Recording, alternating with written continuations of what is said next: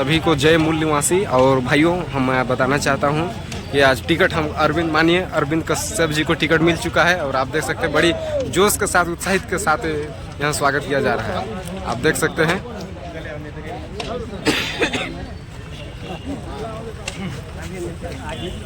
सरगुजा के मुद्दे पे बात करेंगे। ओके, शांति बनाए रखें। झंडा ऊंचा रखिए।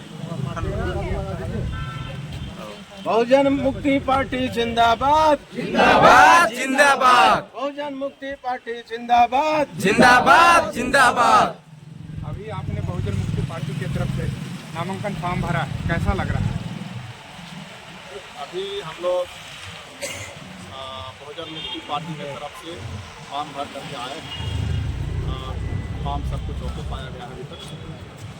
और अभी आप सबों का समर्थन पाकर मुझे काफ़ी गर्व महसूस हो रहा है कि हमने आज सरगुजा में, अंबिकापुर में, खास करके सरगुजा लोकसभा सीट में काफ़ी लोग हैं। और आप सभी इतने कार्यकर्ता, इतने चिलचिलाती हुई धूप में आप लोग आए और दिन भर डटे हुए हैं। 10 बजे से लेकर अभी 4 बजने वाला है और आप लोग पूरे दिन भर आप लोग डटे हुए हैं। ये बहुत खुशी की बात है, हमारे लिए गर्व की बात है। और आप सभी लोगों के समर्थन के साथ मैंने यह फॉर्म भरा है। और मैं उम्मीद करता हूं कि आप लोग सरगुजा संसदीय सीट से, सरगुजा लोकसभा सीट से इस बात जिताकर संसद में पहुंचाएंगे। और सरगुजा के लिए हम लोग एक इतिहास रचेंगे, आप सभी की सहायता से, आप सभी के सहयोग से। अभी तक देखा गया है कि जितने भी प्रत्याशी हैं जिन्होंने फॉर्म भरा है, उनके समर्थन में इतनी सारी जनता नहीं आई, लेकिन आपके समर्थन में बहुत सारी जो जनता है यहाँ पर आई और आपके समर्थन में यहाँ पर खड़ी है। मैं यहाँ पर देख रहा हूँ कि लगभग सभी तहसीलों से लोग यहाँ पर आए। सरगुजा जो लोकसभा सीट है, इस लोकसभा सीट के लगभग सभी तहसीलों से लोग यहाँ पर समर्थक आए हुए हैं, कार्यकर्ता आए हुए हैं बहुजन मुक्ति पार्टी के। और इस तरह से आप लोगों का समर्थन आज इस सरगुजा लोकसभा सीट में फॉर्म भरते समय दिख रहा है। मैं आप सभी से इतना ही कहना चाहूँगा कि कुछ समय और है और हम सब लग करके चुनाव के कार्य को, प्रचार कार्य को, लोगों को समझाने और अपने नेतृत्व पैदा करने, जैसा कि संविधान में हमें राजा चुनने और राजा बनने का अधिकार दिया गया बाबा साहब के द्वारा, उनके अथक प्रयास के द्वारा। परंतु आज नेता जो चुने जा रहे हैं, जो प्रतिनिधि चुने जा रहे हैं, वो गुलामी कर रहे हैं। कोई सही प्रतिनिधित्व नहीं कर रहा है, बोल नहीं रहा है, समाज का पक्ष नहीं रख रहा है।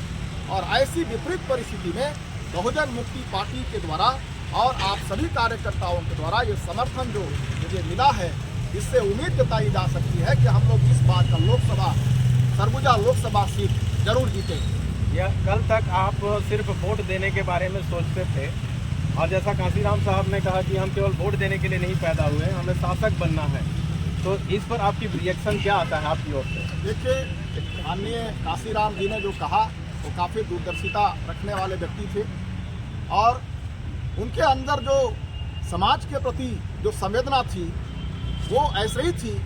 उनकी एक सपना था कि समाज में नेता पैदा हों, समाज में शासक पैदा हों और अपने इस पुरखों की धरती में खुद शासन करें। आज हमारे पुरखे जो इस धरती को बचा करके रखे और लाखों हजारों साल से यहाँ पर वो रहे हैं, लेकिन आज हमारे बीच के कोई भी नेता सही रूप से जो इस हमारे सरगुजा का या हमारे भारत के मूल निवासियों का पक्ष रखें, ऐसा आज नहीं दिखाई दे रहा है। और काशीराम साहब ने कहा है कि हमें सिर्फ वोट नहीं देना है, परंतु अपने वोट का इस्तेमाल करके अपना प्रतिनिधि, अपना अगुवा, अपना नेता चुनना है। और उनका सपना आज पूरा होते हुए दिख रहा है और आगे समय में दिखेगा, ये पूरा होकर रहेगा। पूरे देश के बहुजनों के लिए उन्होंने एक पार्टी बनाया था, बहुजन समाज पार्टी। तो आज उस पार्टी को छोड़ करके आप नया पार्टी में प्रत्याशी बने हुए हैं, बहुजन मुक्ति पार्टी। तो उसमें क्या कारण है कि आप नहीं हैं, आप नए पार्टी के साथ आप रहना चाहते हैं, क्या कारण है? हर संगठन का या हर पार्टी का एक नियम होता है, उसका दायरा होता है, उनका उद्देश्य होता है। और यदि कोई व्यक्ति, चाहे वो मुख्यमंत्री क्यों न हो, यदि वो इस पार्टी के नियम और दिशा निर्देशन में वह काम न करे तो निश्चित तौर पर पार्टी के लोग उनका समर्थन नहीं करेंगे। और ऐसे ही बहुजन समाज पार्टी के साथ हुआ है। पार्टी का नेतृत्व समाज के या संगठन के या पार्टी के दिशा निर्देशन में या उनके लक्ष्य के हिसाब से उन्होंने काम करना बंद कर दिया और जिसके वजह से हम मूल निवासियों को नई पार्टी बनानी पड़ी और माननीय वामन मेश्राम जी के दिशा निर्देशन में ये पार्टी बनाई गई है। और उनके द्वारा आज प्रवेंद्र प्रताप सिंह जी भारत में राष्ट्रीय अध्यक्ष पाए जाते हैं, राष्ट्रीय अध्यक्ष है बहुजन मुक्ति पार्टी के।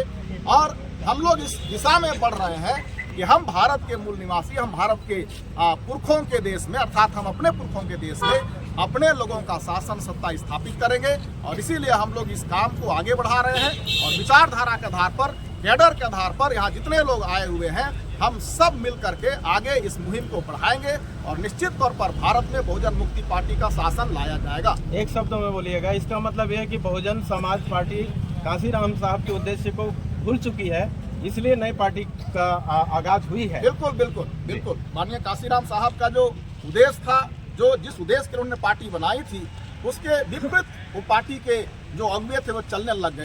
वोट दे करके हमारे लोगों का नुकसान कर रहे हैं। अब बहुजन मुक्ति पार्टी मूल निवासी 85% के लिए काम करता है और हम उम्मीद करते हैं अगर ऐसी गति से काम चला पूरे भारत में तो वो दिन दूर नहीं, बहुजन मुक्ति पार्टी ही भारत में मूल निवासियों की विचारधारा का पार्टी शासन सत्ता में आएगी और मूल निवासियों के हक और अधिकार का कार्य करेगी। धन्यवाद से बात करने के लिए बहुत बहुत बहुत बहुजन मुक्ति पार्टी जिंदाबाद जिंदाबाद जिंदाबाद। बहुजन मुक्ति पार्टी जिंदाबाद जिंदाबाद जिंदाबाद।